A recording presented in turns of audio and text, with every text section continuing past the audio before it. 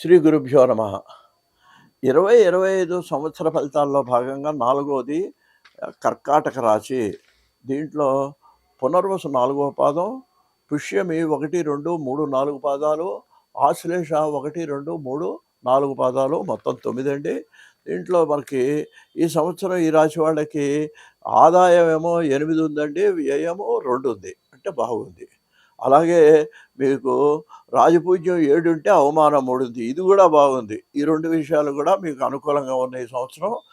ఈ సంవత్సరం ఈ రాశి వారికి మహోన్నత కాలం అని చెప్పుకోవచ్చండి. అంటే ఇంతవరకు ఒడిదుడుకులు సాగినా ఇప్పుడు ఒక లెవెల్లో ఈ సంవత్సరం అంతా మీకు జీవితం సంతోషంగా గడుస్తుంది. గతంలో ఏమన్నా మీరు అప్పులు చేసినట్లయితే రుణ విముక్తి కూడా ఈ సంవత్సరం మీకు అయ్యేటువంటి అవకాశం కనిపిస్తున్నది. ఏ కార్యం తలపెట్టినా అవలీలగా, అంటే ఒక్కోసారి మనం ఎంత చేసినా పనులు అవ్వండి, పూర్తవు, ఏదో ఆటంకం వస్తుంటుంది.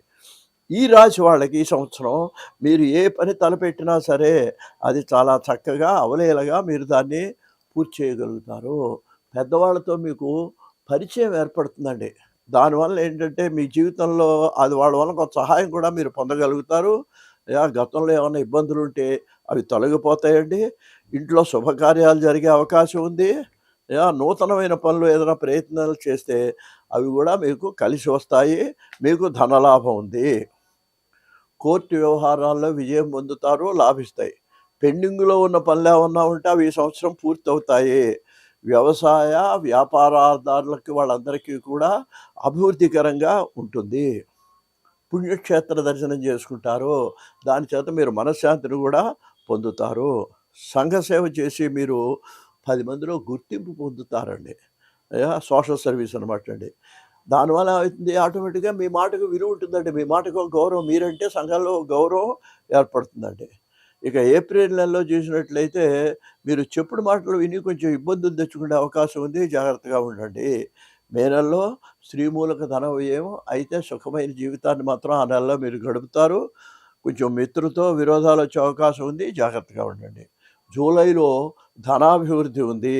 ఆగస్టులో దూర ప్రయాణాలు చేయాల్సి వస్తుంది, ఆరోగ్యం జాగ్రత్త. అక్టోబర్లో మనశ్శాంతి లోపిస్తుంది. అయితే మరి నిరుత్సాహ వాతావరణం ఉన్నా కూడా మీరు సహనంతో, దైవారాధనతో వాటి నుంచి విముక్తి పొందుతారు. నవంబర్లో మీకు మంచి పేరు ప్రతిష్టలు లభిస్తాయి. అక్కడి నుంచి ఆ సంవత్సరం చివరి వరకు సాఫీగా సాగుతుందండి. మొత్తం మీద ఈ రాశి వారికి అన్ని విషయాలలోనూ లాభదాయకంగానే ఉంటుంది. జూలై నుంచి మొదటి 3 నెలలు కొంచెం ఇదిగా ఉన్నా కూడా మీకు జూలై నుంచి ఏమవుతుందంటే మీకు యోగదాయకంగానే సాగుతుంది. సో మొత్తం మీద సంవత్సరం మరి చక్కగా ఉందని మనం చెప్పుకోవచ్చు. అదృష్ట సంఖ్యలు 2, 3, 6, 9 అండి.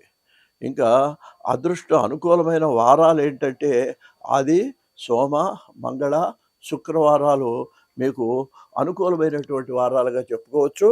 స్వస్తి.